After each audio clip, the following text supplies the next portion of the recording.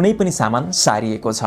जापानको नागोया सहरका सातोरु ताकाबाले आफ्नो जीवनको 26 वर्ष र 2 करोड भन्दा बढी जापानिजन आफ्नो श्रीमतीको हत्यारा पत्ता लगाउनलाई खर्च गरे, जुन घटनाले धेरैलाई स्तब्ध बनाइदियो।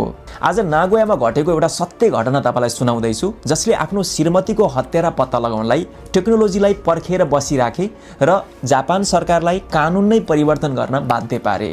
1979 अक्टोबर 13 दिउँसोको करिब 2 बजे नागोयाको एउटा शान्त अपार्टमेन्टमा 32 वर्षीय नामिको ताकाबा आफ्नो 2 वर्षको छोरा कोहेईसँग थिइन्। घरबेटी केही सामान दिनलाई उनको कोठा नम्बर 302 मा पुगे। ढोका अलिअलि खुल्ला थियो, तर भित्र छिर्ने बित्तिकै घरबेटीको होस हवास नै उड्यो। भित्रको अवस्था भयानक थियो। ती महिला रगतको हालमा मृत अवस्थामा लडिरहेकी थिइन्। तर सबैभन्दा हृदय विदारक कुरा के थियो भने उनको 2 वर्षको छोरा रगतले निर्थुक्क भिजेको थियो र आफ्नो मृत आमालाई हातले सुमसुमाउँदै आमा उठ्नुस् उठ्नुस् भनिराखेको थियो। घरबेटीले पररीलाई खबर गरेपछि पररी घटनास्थलमा आइपुग्यो र त्यहाँ केही यस्ता प्रमाणहरू थिए जसले चाहिँ हत्यारा प्रोफेसनल नभएको संकेत गर्थ्यो। जस्तै जुत्ताको छाप, ढोकामा 24 सेन्टिमिटरको एउटा दुर्लभ कोरियाली लिमिटेड एडिसन जुत्ताको छाप भेटियो, जुन जापानमा त्यति बेला महिलाहरूले लगाउने गर्थे। र घटनास्थलमा 2 प्रकारका रगत भेटिए। मृत्यु भएको महिला जुनको ब्लड ग्रुप ए थियो, तर त्यहाँ ब्लड ग्रुप बी पनि भेटिएको थियो। यसको मतलब हत्या गर्दा हत्यारा आफै पनि घाइते भएको थियो। र टेबलमा एउटा आधा पिएको पेय पदार्थको बोतल थियो, जसमा परिवार बाहेक अरू कुनै अन्नाउन व्यक्तिको औँठा छाप भेटिएको थियो। पररीले ती महिलाको श्रीमानलाई शङ्काको दायरामा लिएको थियो, तर ती श्रीमान काममा भएको बलियो प्रमाण भएको हुँदा ती निर्दोष साबित भए। तर हत्यारा को थियो भन्ने अत्तो पत्तो नै थिएन। त्यति बेला जापानमा न्यानो डिएनए परीक्षण गर्न सक्ने प्रविधि पनि थिएन। ती विविध कारणले पररलाई हत्याराको नजिक पुग्न निकै गाह्रो भयो र बिस्तारै बिस्तारै यो केस अब सेलाउँदै गइराखेको थियो र पररले फाइल बन्द गर्न पनि खोजिराखेको थियो। तर उनको श्रीमान सातोरुले भने हार मानेनन्। उनले एउटा यस्तो निर्णय गरे जुन संसारकै लागि एउटा अनौठो साबित भयो। उनले त्यो हत्या भएको कोठा नम्बर 302 कहिल्यै पनि खाली गरेनन्। किनभने उनलाई डर थियो कि यदि त्यो कोठा नयाँ मान्छे आए, रङरोगन गरियो भने त्यहाँ बाँकी रहेका प्रमाणहरू मेटिनेछन्।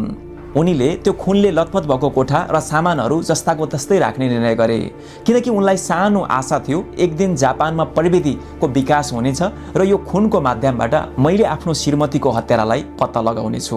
उनले हरेक महिना 60,000 येन भाडा तिरिराखे। 26 वर्षसम्म उनले करिब 2 करोड भन्दा बढी जापानिज येन भाडामा मात्र खर्च गरे। उनी हरेक हप्ता त्यहाँ जान्थे र श्रीमतीको फोटोमा फूल चढाउँथे र आउँथे।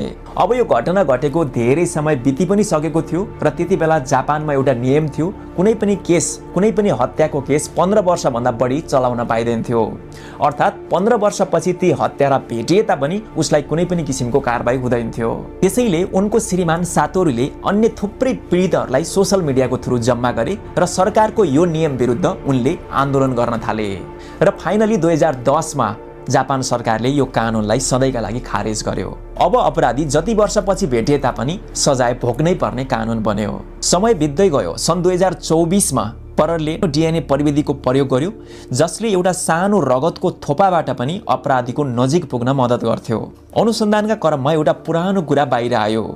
मृत्यु भइसकेकी महिलाका छोरा कोहेई, जुन त्यति बेला 2 वर्षका थिए, सानोमा एउटा चित्र बनाएका थिए र भनेका थिए त्यो दिन मिनी मार्केटकी आन्टी आएकी थिइन् भनेर भनेका थिए।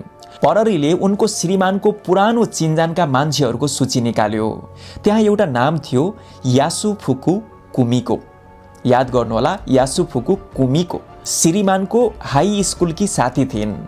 जब पररीले ती महिलाको परिवारको डिएनए परीक्षण गर्यो, त्यो घटनास्थलमा भेटिएको रगतसँग 79.9% म्याच भयो। फाइनली 2025 अक्टोबर 31 मा ती हत्या गर्ने महिलालाई 69 वर्षको उमेरमा पक्राउ गरियो। ती हत्या गर्ने महिलाले सातोरुलाई स्कुलदेखि नै एकतर्फी प्रेम गर्थिन्। उनले प्रेम प्रस्ताव राखेको थिइन्, तर सातोरुले अस्वीकार गरिदिएका थिए। वर्षौंपछि एउटा स्कुल रियुनियनमा सातोरुले आफ्नो खुसी, परिवार, प्यारी श्रीमती र छोराको फोटो सबैलाई देखाएका थिए। त्यो देखेर ती हत्या गर्ने महिला कुमिकोको भित्र ईर्ष्याको आगो बल्यो। किन म एक्लै छु र ऊ यति खुसी छ। त्यही सनकको भरमा उनी नामिकोको घरमा पुगिन् र उनको हत्या गरिन्। एउटा एकतर्फी प्रेम र ईर्ष्याले एउटा हाँस्दा हाँस्दैको परिवार उजाड बनाइदिएको थियो। अब आफ्नो श्रीमतीको हत्या गर्ने ती महिला पक्राउ परेपछि सातरुले 26 वर्षपछि पहिलो पटक राहतको सास फेरे र कोठा नम्बर 300